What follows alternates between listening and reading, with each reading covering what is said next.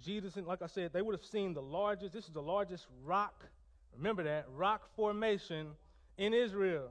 And it would have been filled with paganism and temples and all of this. This cave right here, please look this up when y'all leave.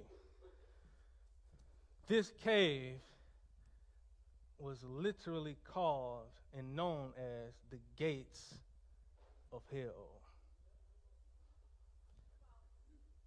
Below this cave, a long time ago, used to be this bubbling stream or spring of water that would flow down. You can't see you'd have to pull it up online.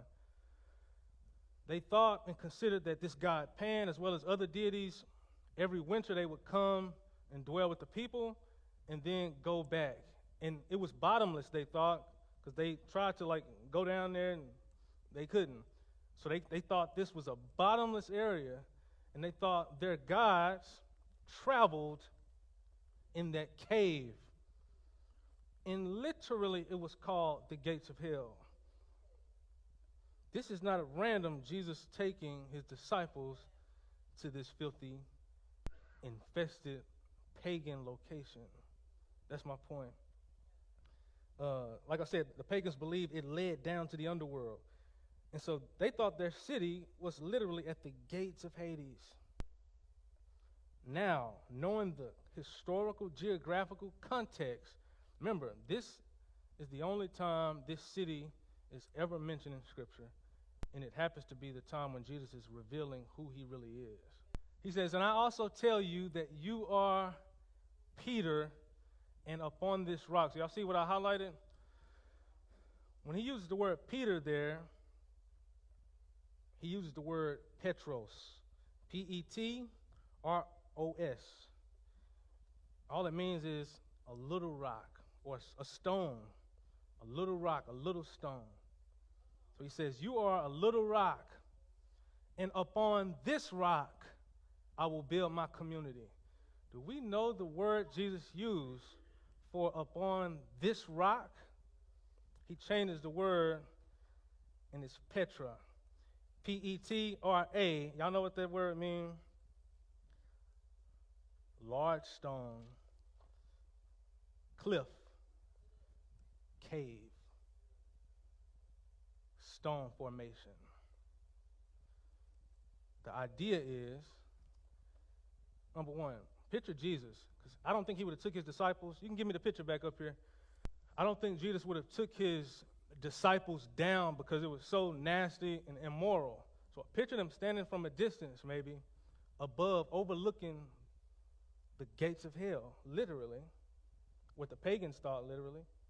And he tells Peter, after Peter acknowledges, "You're the Son of the living God," he says, "You, little rock, I'm going to build my church on this big rock." That's what Jesus is saying. This actual rock formation, he says, I'm going to build with a little rock. And how many of you know you're a little rock as well? We're about to see that in a second. He says, "Oh, this is their gates of hell. This is where the enemy's headquarters is. I'm going to build my community right on top of it." That's what he's saying.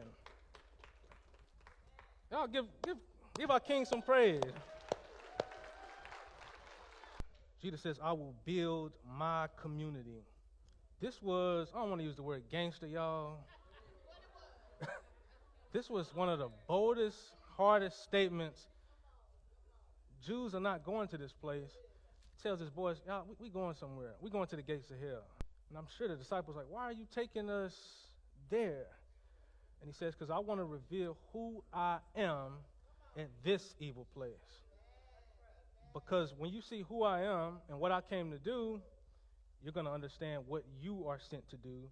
And that is not run from the gates of hell." And by the way, what does a gate do?